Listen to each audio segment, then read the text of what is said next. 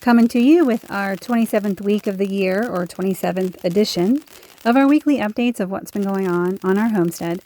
The heat has officially arrived here in Virginia. We made plenty of use of the pool each day after whatever work we were doing, whether in the garden or wood splitting, but it's been a hot one. I hope you've had a great week. Here's what's been happening for us on our homestead this week. If I have time when I'm cutting my basil, I prefer to do all the trimming outside, and then I can leave the branches out here. I'll take that whole bit. And just throw the stems back on the ground so they can decompose.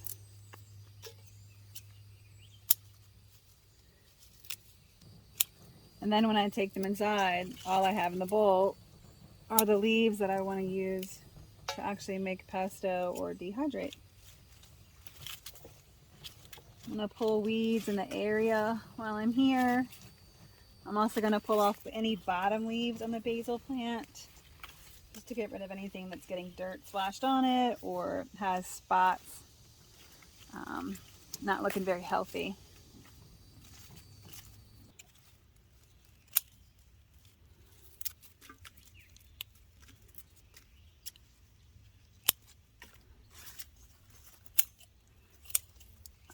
Last night was Saturday evening, and people have already begun with their fireworks displays.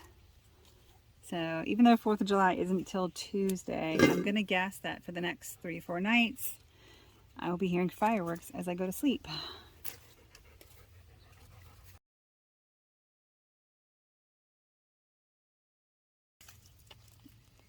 I guess while I'm here harvesting basil and pulling weeds, I'll check on the tomato plants too.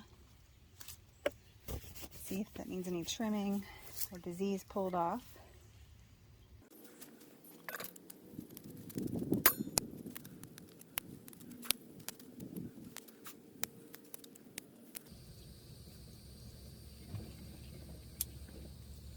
Here you go. Thank you. Love you. Well, it's Monday afternoon, and we have the promise of some storms in about 30 minutes. I don't know if you can tell. There's dark clouds, maybe. You hear the thunder? Yay! So it's about 4 o'clock Monday afternoon.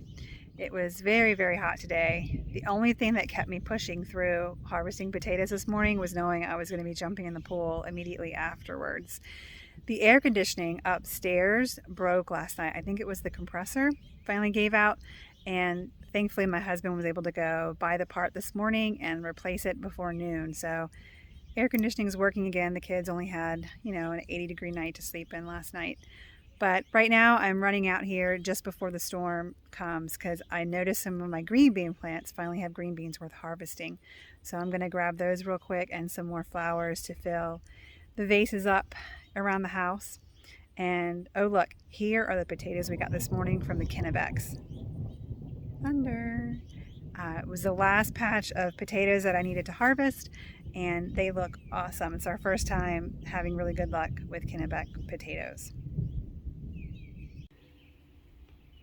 I'd forgotten that I had put some green bean seeds in here back when there was brassicas growing in the spring, just a few random ones. And while all of my other green beans aren't ready yet, these are. They've been secretly growing and growing. I'm gonna get those pulled. Anytime I have a pair of scissors with me in the garden, I love to look over the squash plants because cutting squash bugs in half is my favorite thing to do. Not my favorite, but it's very satisfying to cut them in half. And then I turned around to come back and grab my bowl. Look what's down here. Look at all those cucumbers. Can I tell you a secret? Only a few of us in the house like cucumbers. So we'll be sharing those. But you know what else? I'm really the only person in the family who's a fan of green beans. But I love growing them because they grow so well. They basically have no disease or pest issues. So it's an awesome crop.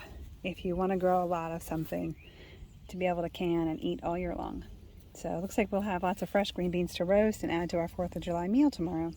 So there are 2 cucumber plants climbing that vine, and I went through and chopped up a bunch of the stuff that was growing down onto the ground and over the wall. And I did check those less than a week ago to see if anything was growing, and I might have seen 1 or 2 cucumbers that were the size of my pinky. And I just got 11 cucumbers from that trellis. So let me finish up quickly and do the second one and finish the green bean collection. And 9 more cucumber plants from trellis number 2 that had 2 more cucumber plants on it. So we have 20 cucumber plants and maybe 2 people in the house that will eat them. So ready to share with my cucumber loving friends. I hate summer. Ugh. I am a hot, sweaty mess now. I only came out here for green beans, but now I've got green beans, cucumbers, and look at these potatoes. I'm gonna add in a little footage, probably from a garden tour earlier this spring. I had brassicas in this bed, and the brassicas that were in this section didn't survive, so I put in lettuce. And then a week or 2 or 3 later, a potato plant popped up. Now, I did not plant this potato plant there in 2023. In 2022, I put potato plants out in July and August because I wanted to see if I could get a fall crop of potatoes. And they flopped. They didn't do anything. Most of them didn't come up. I replanted. I still didn't get anything. But I guess this one plant decided it was going to live all the way through winter. It came up this spring in 2023. And I think I counted 28 red potatoes. I have never gotten that many potatoes off of one plant. I was digging down in here, I kid you not, to my elbows because I kept feeling the tops of more potatoes and I could tell they were really big. So I kept digging further, and I would not be surprised if there's still more in there. I'm just too hot and sweaty and the rain's starting to come a little heavier now and I want to go inside. Oh, I'm gonna need another shower again. Anyway, 1 volunteer potato plant. If I didn't record it, I wouldn't believe it. But there it is. All these potatoes. I'm gonna throw them in with the cucumbers and run inside. These are all the lovely dahlia flowers that I have growing in the garden and around the house this year. I highly recommend making room for at least a few flowers in your garden. It's so nice to have free cut ones all summer and fall. Now, I normally would have muted this clip if my kids were making noise in the background, but one of my daughters started playing a song she's been trying to learn, so I thought it would be a nice memory to have this in here for her. Good morning. It's 4th of July on Tuesday. We had a terrific rain last night, finally after sunset. And when I was talking yesterday evening to my husband about this amazing potato here that sprung up from 2022 and gave me such a huge, healthy looking harvest, he mentioned that, you know, after I planted last summer, the dirt continues to sink, or the compost continues to sink over time. And so late last fall, he would have filled that bed up with another foot of soil on top of what's already there. You see how low it is to the wall already? It'll need filling this fall. So even if it was last fall or this spring, he would have added a bunch more soil on top. So that's probably why the potatoes were so deep, because the plant or the potato kept sinking with the compost. But that got me thinking about the benefits of maybe planting my potatoes deeper than I do. Maybe they'll be happier, produce better, especially with the soil that's really loose in these beds. And I think that's why we've had more luck with potatoes the last 2 years, is because these beds drain really well. The soil drains right out of them, so it stays loose so the potatoes don't get too soft or too wet and soggy. And so maybe if I plant them a little deeper next year, I'll have bigger harvest.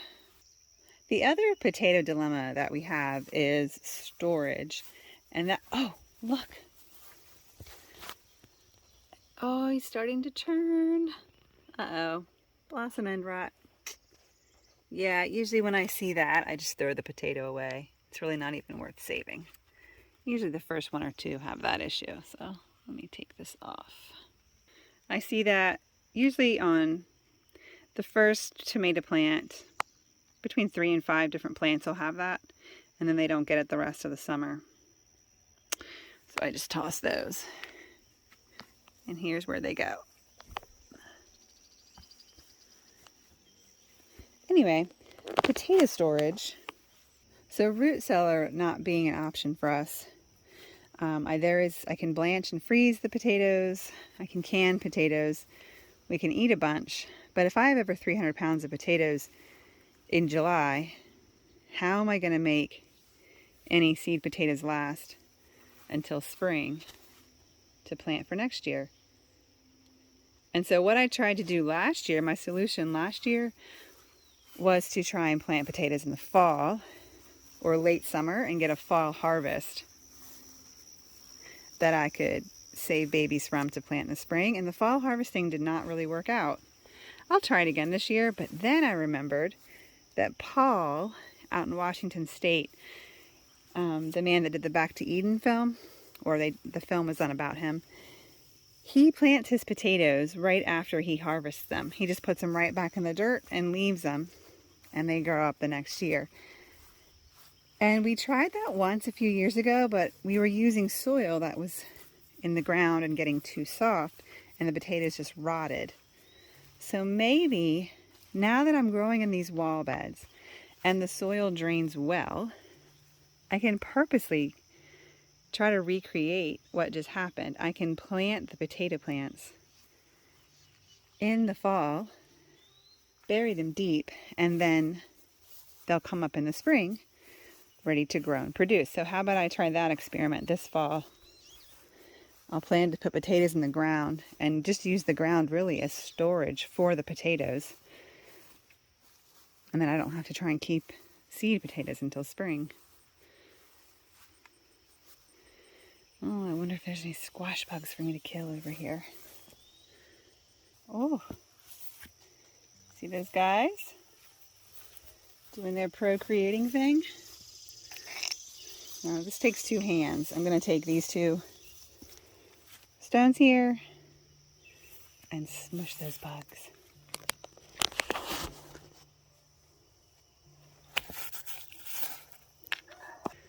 So satisfying. I didn't have scissors around.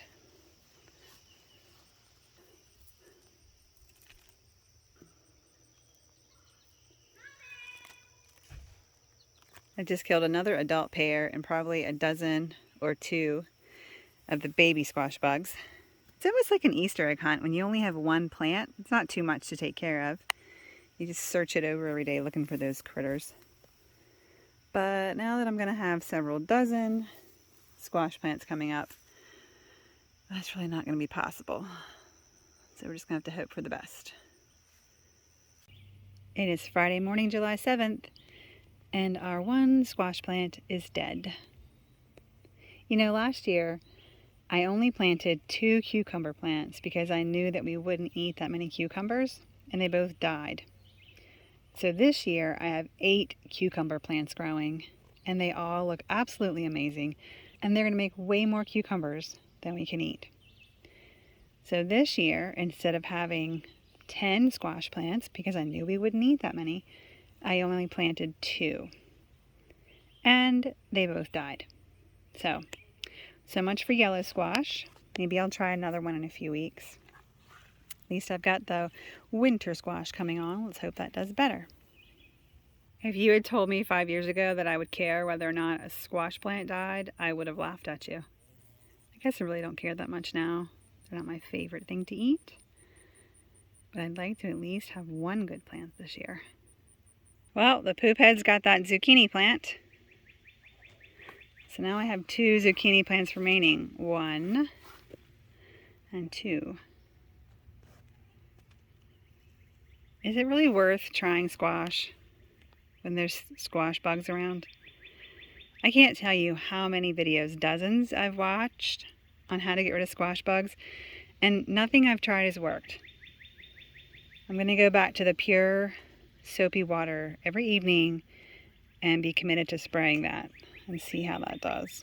Otherwise, there's nothing else that I can think of that isn't poison to humans also to get rid of squash bugs. In years past, July 2nd has been the soonest I've gotten a ripe tomato. So it looks like today, July 7th, is going to be the first day that I pick this tomato, which is blushing enough that I'm going to take it inside and let it finish ripening on the counter. I've thrown away 3 tomatoes so far with blossom end rot. I haven't noticed any other ones. I did purposely start my tomato plants probably 2 to 4 weeks late this year because I wanted to avoid any chance of delayed cold and then having to keep really large plants in pots. So for starting that much later and still getting a tomato plant the first week in July, I'm pretty happy with that. Well, that's it for me this week. Hot July is here, and I leave you now with a couple minutes of the 2 finale fireworks that we had at our home fireworks display this week. Hope you have a great week, and remember to live joyfully.